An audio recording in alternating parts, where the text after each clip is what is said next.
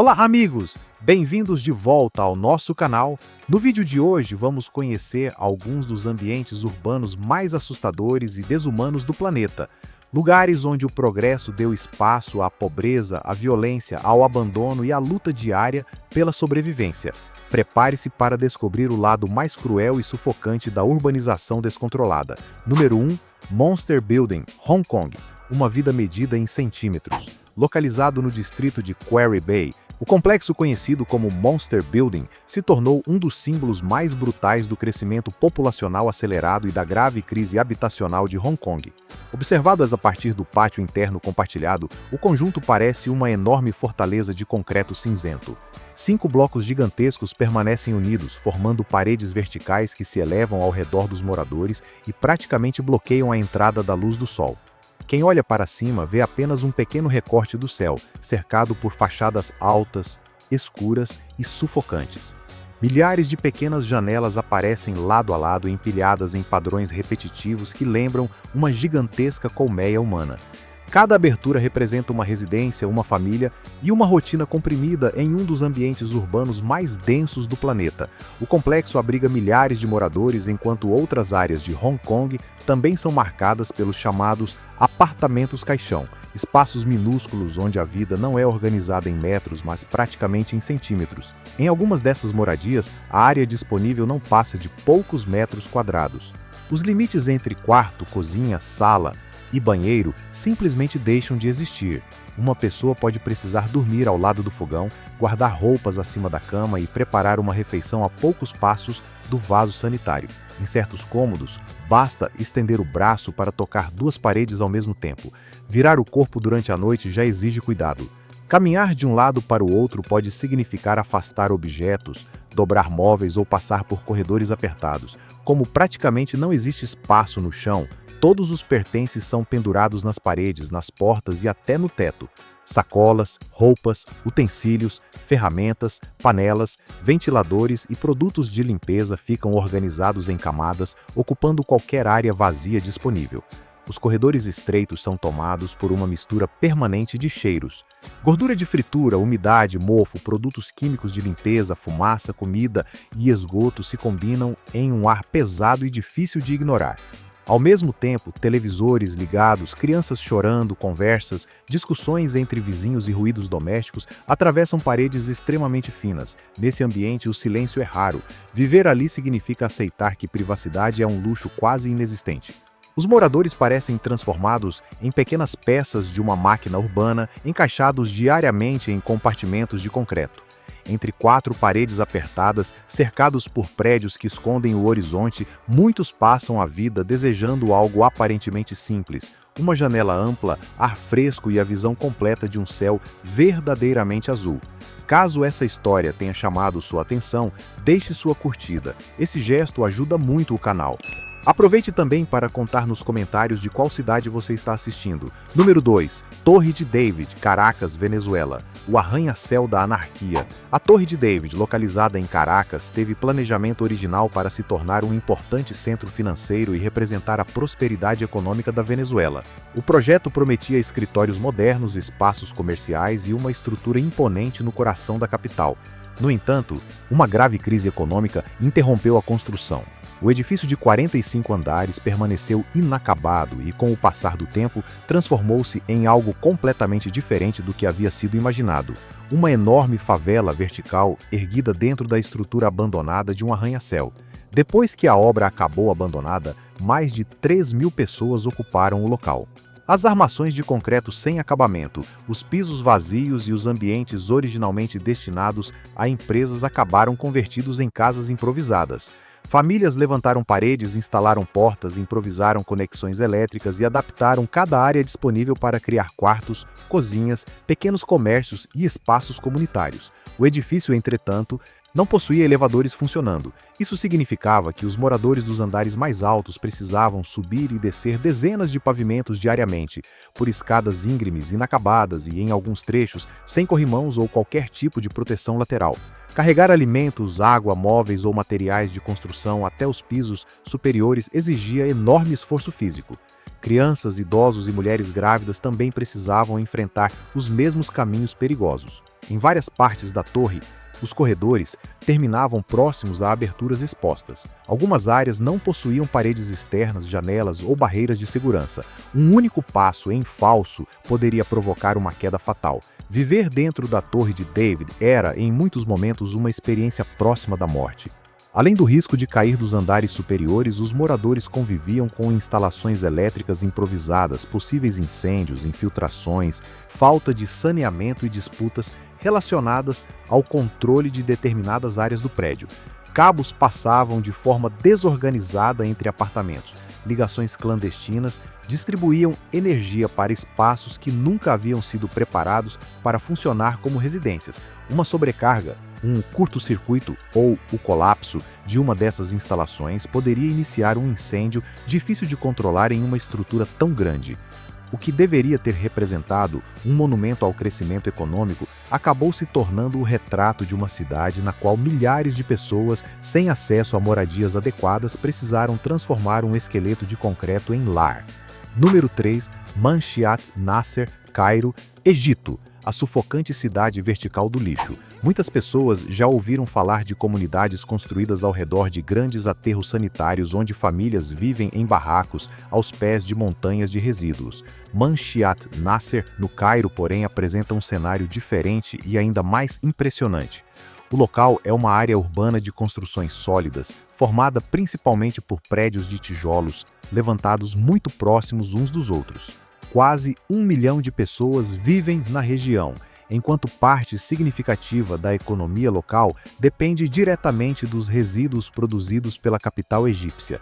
Ali, o lixo não permanece apenas em terrenos abertos ou depósitos afastados. Caminhões levam enormes quantidades de resíduos para dentro dos edifícios. Sacos, plásticos, papelão, metais, restos de alimentos e objetos descartados chegam aos cômodos que também funcionam como salas, áreas de trabalho e espaços familiares. Dezenas de milhares de moradores, conhecidos como Zabalim, sobrevivem coletando, transportando, separando e reciclando o lixo do Cairo. Famílias inteiras participam da atividade.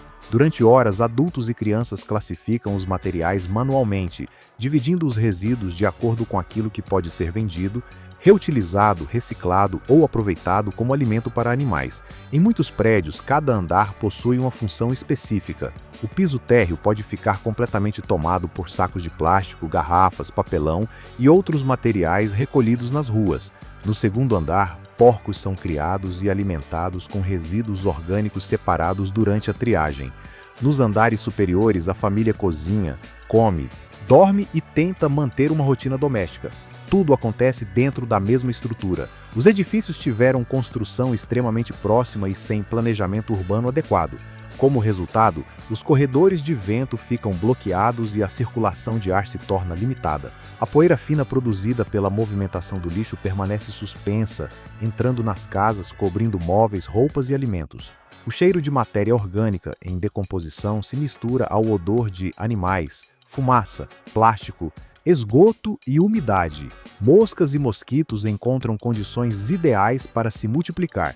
A exposição contínua a resíduos contaminados aumenta o risco de problemas respiratórios, doenças infecciosas, ferimentos e contaminações. Objetos cortantes, vidros quebrados, seringas, substâncias químicas e restos hospitalares podem aparecer misturados ao lixo doméstico, tornando o trabalho ainda mais perigoso. Para muitas pessoas nascidas em Manshiyat Nasser, esse ambiente acompanha todas as fases da vida. Elas crescem vendo caminhões de lixo atravessarem as ruas, aprendem desde cedo a separar materiais e passam a juventude dentro de construções nas quais os resíduos fazem parte da casa, da renda e da própria paisagem.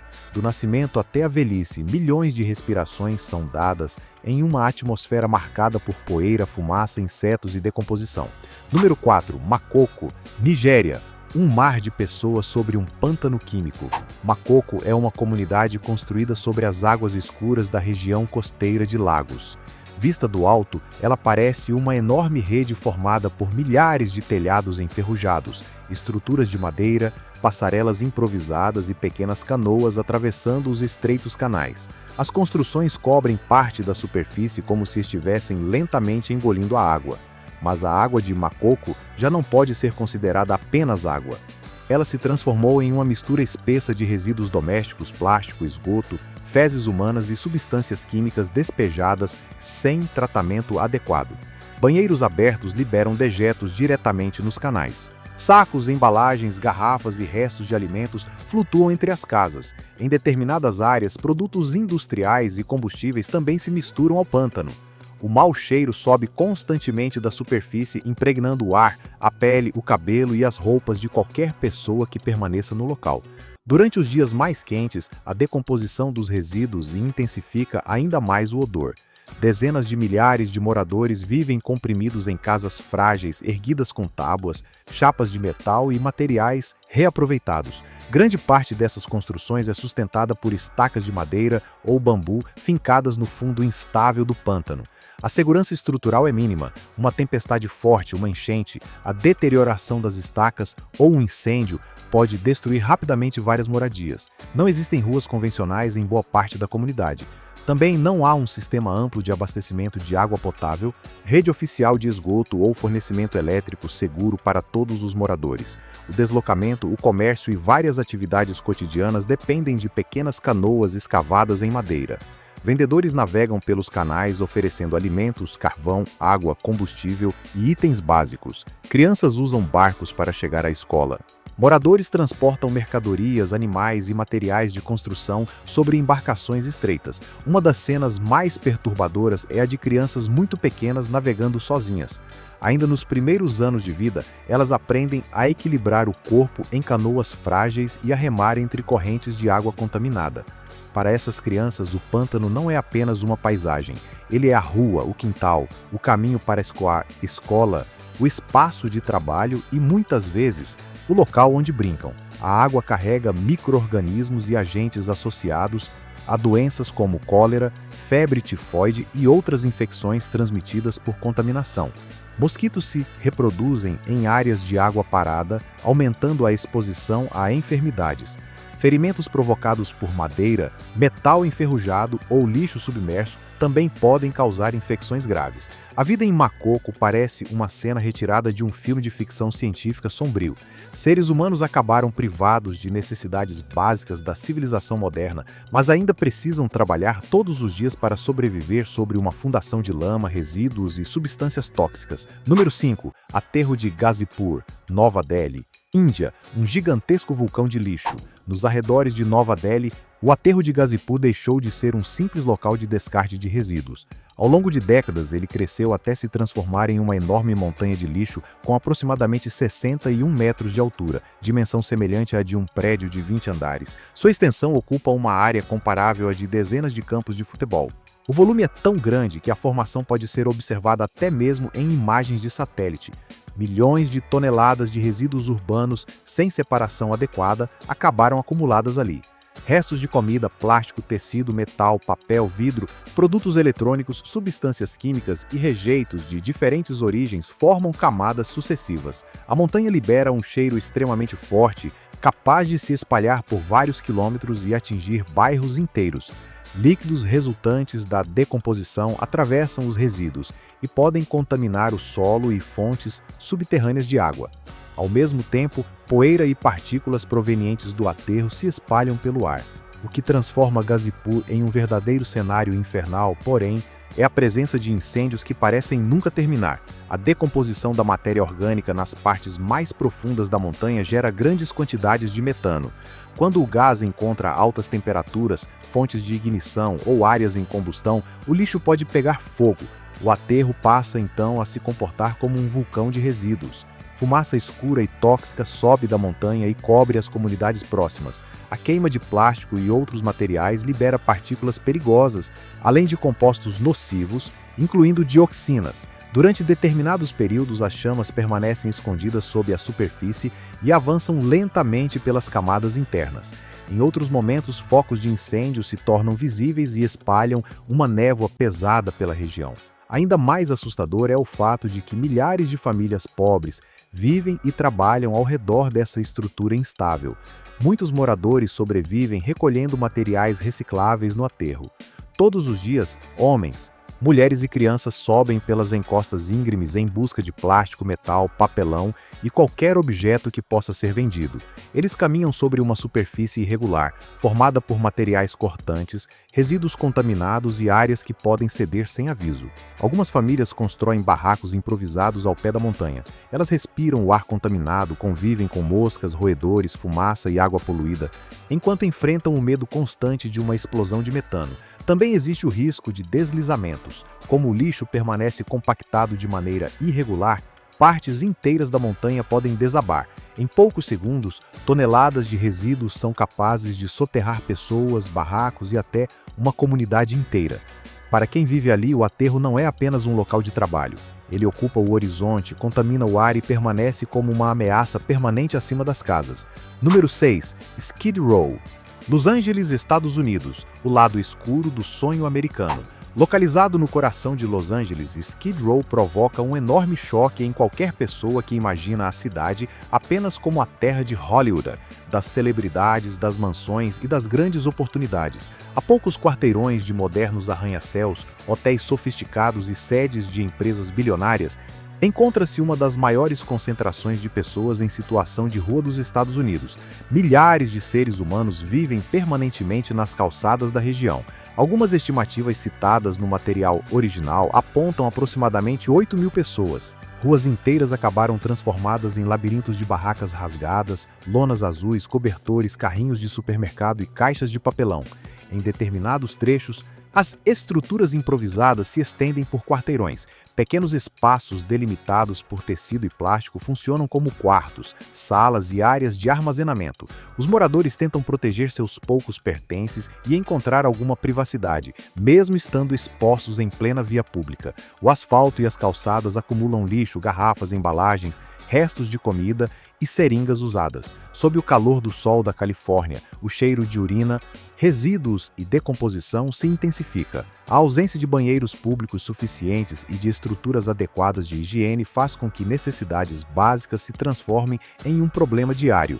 O ambiente lembra mais uma zona de guerra urbana do que uma área central de uma das cidades mais ricas do planeta. A violência de gangues, o comércio aberto de drogas, as crises de dependência química e os problemas graves de saúde mental fazem parte da rotina. Doenças infecciosas também encontram condições para se espalhar em meio à falta de saneamento, ao contato próximo entre moradores e à dificuldade de acesso contínuo a tratamentos. Tuberculose, hepatites e infecções diversas representam ameaças adicionais. Muitas pessoas sofrem com transtornos psiquiátricos sem acompanhamento adequado. Outras chegaram às ruas depois de perder o emprego, enfrentar dívidas, romper vínculos familiares, sair do sistema prisional ou não conseguir pagar os elevados custos de moradia da cidade. As sirenes de ambulâncias e viaturas policiais ecoam durante o dia e a noite. Esses sons se misturam aos gritos de pessoas enfrentando crises psicológicas, overdoses, episódios de abstinência ou conflitos. Equipes de emergência aparecem repetidamente para atender situações que poderiam exigir acompanhamento social e médico de longo prazo, mas acabam tratadas apenas como ocorrências isoladas. O contraste é brutal. De um lado, Los Angeles exibe riqueza extrema, fama internacional e uma indústria do entretenimento que vende sonhos ao mundo inteiro. Do outro, Skid Row revela pessoas dormindo no chão, cercadas por lixo, doenças, drogas e completo desamparo. A proximidade entre esses dois universos transforma a região em uma ferida aberta. Ela demonstra como uma metrópole capaz de movimentar bilhões pode falhar ao oferecer abrigo, tratamento, segurança e dignidade aos seus moradores mais vulneráveis. Número 7. Casas construídas sobre shopping centers na China. A vida vertical levada ao extremo. A falta de espaço e os preços elevados dos imóveis em várias cidades chinesas deram origem a um fenômeno arquitetônico curioso e surreal. Casas inteiras, pequenos prédios e até estruturas semelhantes a vilas acabaram construídos diretamente sobre os telhados de grandes shopping centers em funcionamento. Não se trata apenas de barracos temporários. Algumas dessas construções possuem mais de um pavimento, telhados próprios, jardins, gramados, caminhos internos, muros e cercas divisórias. Quando observadas do alto, parecem pequenos bairros residenciais instalados sobre enormes plataformas comerciais. A poucos metros abaixo das casas, milhares de consumidores circulam por corredores iluminados, entram em lojas, visitam restaurantes e participam da intensa rotina de compras. Acima, moradores tentam levar uma vida doméstica relativamente normal. O cenário cria uma contradição espacial impressionante. É uma solução que pode ser interpretada como criativa, mas que também revela o nível de pressão provocado pela escassez de terrenos e pela dificuldade de acesso à moradia. Viver no teto de um shopping center significa aceitar condições extremamente incomuns. Logo abaixo do piso, sistemas comerciais funcionam por longas horas, alto-falantes reproduzem músicas e anúncios, equipamentos de ventilação e refrigeração permanecem ligados. Cozinhas de restaurantes liberam calor, fumaça e odores. Milhares de passos, carrinhos e máquinas produzem ruídos e pequenas vibrações que podem ser percebidos nas estruturas superiores. O sistema central de ar-condicionado libera enormes quantidades de calor para o exterior, enquanto equipamentos técnicos permanecem em operação durante praticamente todo o dia. Os moradores também enfrentam a poluição característica dos centros urbanos densos. O acesso às casas depende de escadas, passagens internas ou sistemas de elevadores conectados ao restante do complexo.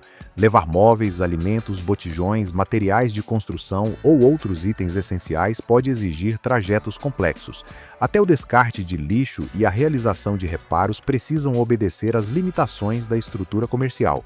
Além disso, questões relacionadas à segurança, ao peso das construções e à legalidade dessas moradias tornam a situação ainda mais delicada. O resultado é uma comunidade aparentemente comum instalada em um lugar completamente extraordinário. Crianças brincam, roupas são estendidas, plantas são cultivadas e famílias fazem refeições vários metros acima de um centro comercial lotado. É o retrato de uma urbanização que, sem espaço para crescer horizontalmente, começa a ocupar qualquer superfície capaz de sustentar paredes e telhados. Número 8. Faixa de Gaza, Palestina, um inferno real na Terra. A faixa de Gaza ultrapassou muitas das definições convencionais de pobreza urbana e destruição.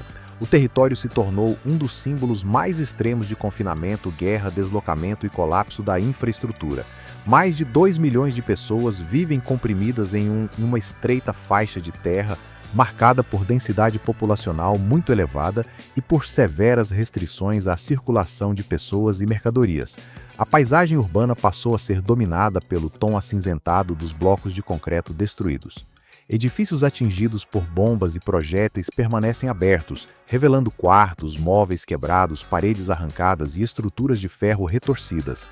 Ruas são cobertas por crateras, pedras, poeira e destroços. Em determinados locais, marcas de veículos militares atravessam o solo, enquanto bairros inteiros perdem suas formas originais. O conceito de infraestrutura funcional praticamente desaparece em diversas áreas.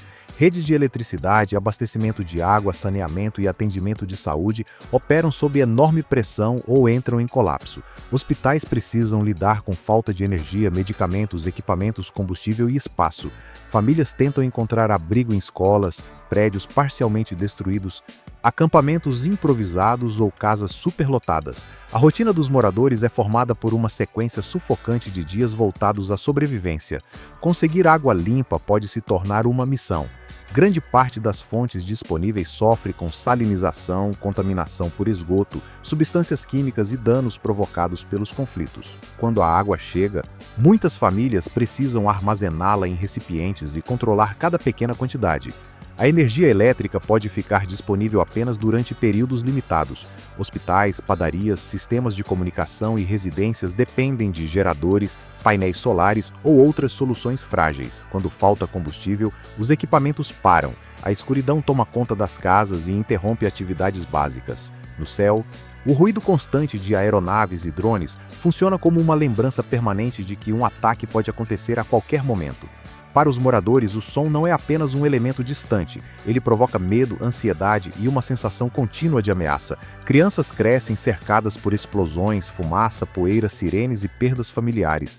Muitas brincam sobre pilhas de escombros que podem conter vidro, metal, concreto instável, munições e substâncias tóxicas. Aquilo que para outras crianças seria um parque ou uma praça, em Gaza pode ser apenas o que restou de uma casa destruída. A faixa de Gaza é frequentemente descrita como uma enorme prisão a céu aberto. Os direitos básicos são reduzidos ao limite, enquanto a vida passa a ser medida entre interrupções de energia, filas por água, deslocamentos forçados e intervalos entre ataques. Cada respiração parece acontecer em meio à expectativa de uma nova tragédia. Número 9. Os gigantescos cemitérios de bicicletas da China, um oceano metálico produzido pelo fracasso. Em várias grandes cidades chinesas, a rápida expansão dos serviços de compartilhamento de bicicletas por aplicativos deixou uma consequência inesperada. Empresas colocaram milhões de bicicletas nas ruas, competindo para conquistar usuários e ocupar o maior número possível de áreas urbanas. Quando parte desses negócios entrou em crise, enormes quantidades de veículos acabaram abandonadas. O resultado resultou no surgimento de gigantescos cemitérios de bicicletas. Em terrenos vazios com vários hectares de extensão, bicicletas coloridas acabaram descartadas e empilhadas umas sobre as outras. As estruturas formam montanhas de metal com vários metros de altura, avançando até onde a vista consegue alcançar. Vistas do alto, as bicicletas parecem recifes artificiais gigantescos ou um oceano metálico cobrindo o solo. Guidões, rodas, quadros, correntes e cestos ficam entrelaçados em uma massa praticamente impossível de separar manualmente. As cores que antes serviam para identificar diferentes empresas se misturam em padrões impressionantes. Amarelo, laranja, azul, verde e vermelho formam uma paisagem visualmente marcante, mas ambientalmente preocupante. Esses depósitos representam um dos símbolos mais claros do desperdício em grande escala e do lado sombrio da economia baseada no crescimento acelerado. Milhões de veículos tiveram produção com aço, alumínio, borracha, plástico e outros materiais. Depois de um período relativamente curto de uso, muitos passaram a ocupar terrenos sem qualquer finalidade.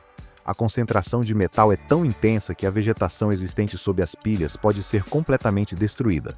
A luz do sol deixa de alcançar o solo. O peso compacta a terra.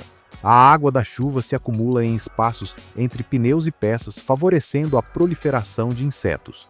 Com o passar do tempo, a ferrugem avança pelos quadros. A oxidação do metal, somada à degradação da borracha sintética, de tintas, plásticos e lubrificantes, pode liberar resíduos que penetram diretamente no solo. Assim, uma solução criada para melhorar a mobilidade urbana e reduzir o uso de automóveis acaba produzindo uma nova forma de poluição. Nos dias de calor intenso, o ar ao redor desses depósitos fica carregado com um cheiro de metal aquecido, borracha e plástico. Milhões de bicicletas permanecem em silêncio, imóveis e abandonadas. Essa quietude cria um contraste estranho com o ritmo acelerado das megacidades localizadas a poucos quilômetros dali.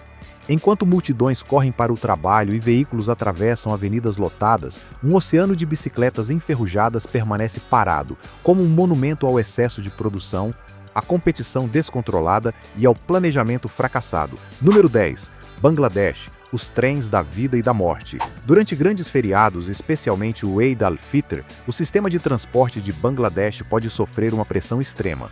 Milhões de pessoas tentam deixar as grandes cidades e retornar às comunidades de origem para visitar suas famílias. Quando as estações ferroviárias de Dhaka ficam completamente lotadas, o número de passageiros ultrapassa a capacidade dos trens. Muitos trabalhadores pobres não conseguem comprar passagens ou encontrar espaço dentro dos vagões. Desesperados para viajar, eles arriscam a própria vida subindo no teto das composições. Outros se penduram do lado de fora das janelas, permanecem agarrados às portas ou se comprimem nas conexões entre os vagões.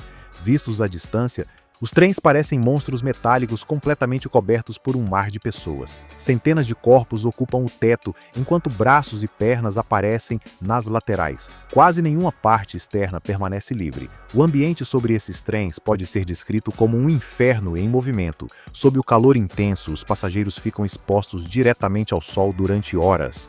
Quando tempestades tropicais começam de repente, Todos são atingidos pela chuva e pelo vento sem qualquer proteção. As pessoas precisam permanecer sentadas muito próximas umas das outras, segurando barras enferrujadas, estruturas do teto ou até os próprios companheiros de viagem.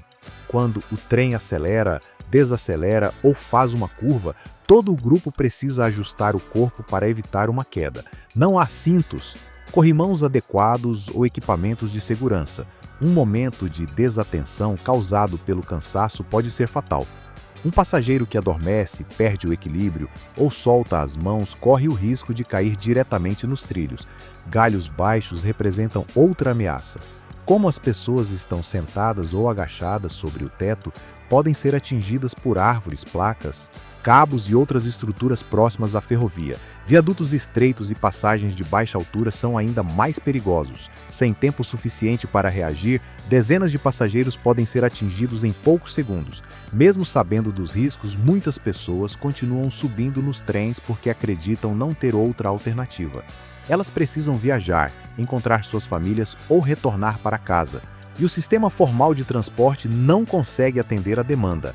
A jornada se transforma em uma disputa brutal entre a necessidade de deslocamento e a possibilidade real de morrer no caminho. Vivemos em uma era que se orgulha da tecnologia, da inteligência artificial, das grandes redes de comunicação e dos arranha-céus que parecem desafiar a gravidade. Celebramos cidades inteligentes, veículos autônomos, máquinas avançadas e projetos arquitetônicos cada vez mais impressionantes. No entanto, os 10 lugares apresentados neste documentário atingem diretamente essa sensação de progresso. Eles lembram que, sob a superfície brilhante das megacidades, existe uma realidade rasgada, na qual direitos humanos básicos são levados ao limite ou simplesmente deixam de existir.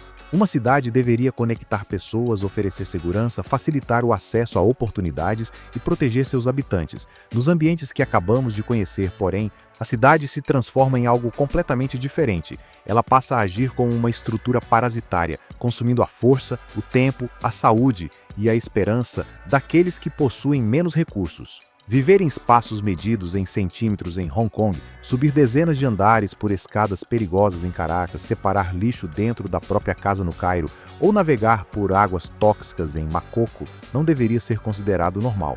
Respirar a fumaça de uma montanha de resíduos em Gazipur, dormir nas calçadas de Skid Row, morar sobre um shopping center ou sobreviver entre escombros na faixa de Gaza também não deveria fazer parte da rotina de milhões de pessoas.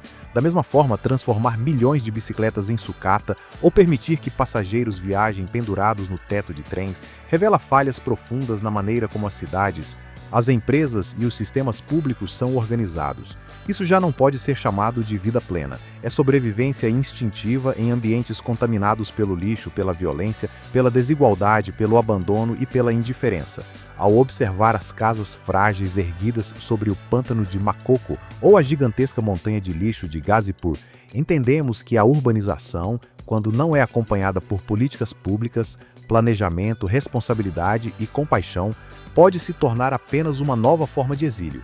Sem um sistema de assistência social que realmente funcione, milhões de pessoas permanecem presas em locais que deveriam oferecer oportunidades, mas acabam retirando sua dignidade.